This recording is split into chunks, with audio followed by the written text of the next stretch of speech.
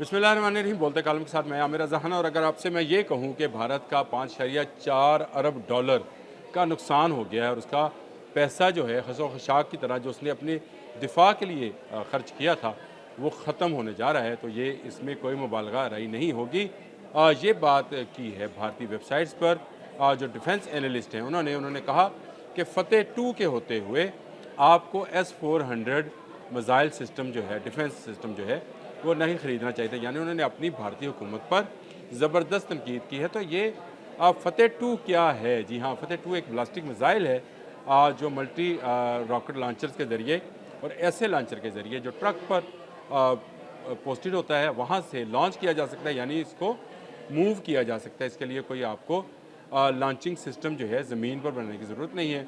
और इस दफ़ा IDX की जो नुमाइश मुत्तहिदा अरब अमारात में लगी थी, वहाँ पर इसको GIDS ने पेश भी किया था। जो आप समझते हैं कि ग्लोबल इंडस्ट्रियल डिफेंस सॉल्यूशंस के नाम से उस नुमाइश में हमारा स्टॉल था और वहाँ पर फ़तेह 2 और फ़तेह 1 की नुमाइश की गई थी। फ़तेह 1 सिर्फ 140 किलोमीटर का हदफ है, उसको निशाना बना सकता है, जबकि फ़तेह 2 जो है 400 किलोमीटर के रेंज का मिज़ाइल है और वहाँ पर निशाना बनाया जा सकता है।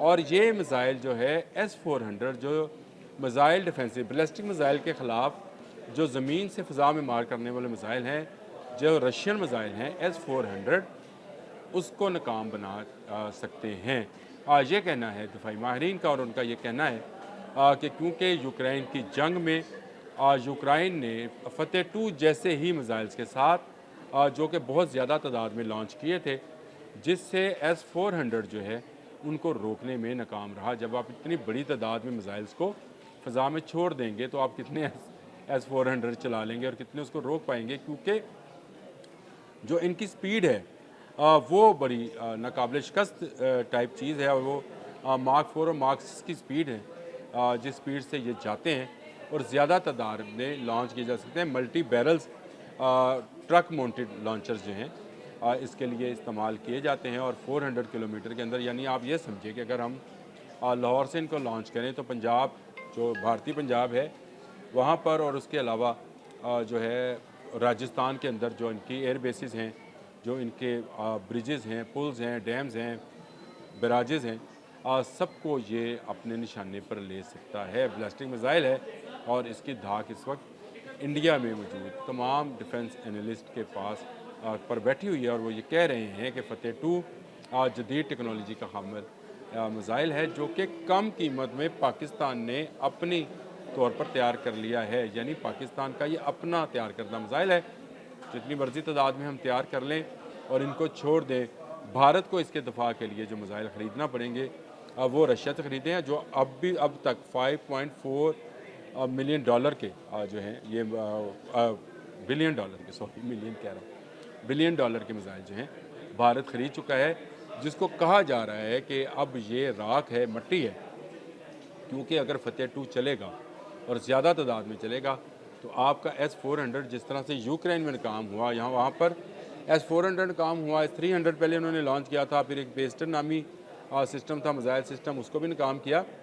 तमाम वो दिफाई सिस्टम जो रशिया इस्तेमाल कर रहा था उसको इन मिज़ाइल्स ने, जिसकी टेक्नोलॉजी बैन वैसी है जैसी यूक्रेन के पास मिज़ाइल हैं, वैसी ही टेक्नोलॉजी हमारे यहाँ GIDS ने डेवलप कर ली है और इसको नुमाइश के लिए भी रख दिया है। यानी अब ये बराए फ़रोख्त भी हैं, अगर कोई मुल्क ख़रीदना चाहेगा इन मिज़ाइल को हम बेचने को भी तैयार हैं। अगर दिफाई नुमाइश में रखा है तो रखा तो इसीलिए था, लेकिन ये पाकिस्तान का एसेट्स है, पाकिस्तान का असासा है। फ़तेह 1 भी और फ़तेह 2 भी पाकिस्तान के लोगों के लिए ये बड़ी खुशखबरी है कि आए रोज़ कोई ना कोई ऐसी खबर ज़रूर सामने आती है जो भारतीय दिफाई लाइन में जो है हलचल मचा देती है। अब भी ये कहा जा रहा है कि LOC लाइन ऑफ कंट्रोल के ऊपर भारत ने S-400 जो मिज़ाइल नस्ब कर रखे हैं उनका जवाब फ़तेह 2 है और फ़तेह 2 का जवाब भारत के पास नहीं है। तो इस बात को समझे कि पाकिस्तान अपने दिफा में अगर कोई इस पर हमलावर होगा तो उससे किस तरह से नंबर्द आज़मा होगा, इसके लिए फ़तेह 1 और फ़तेह 2 काफ़ी हैं। आज के लिए इतना ही। अल्लाह।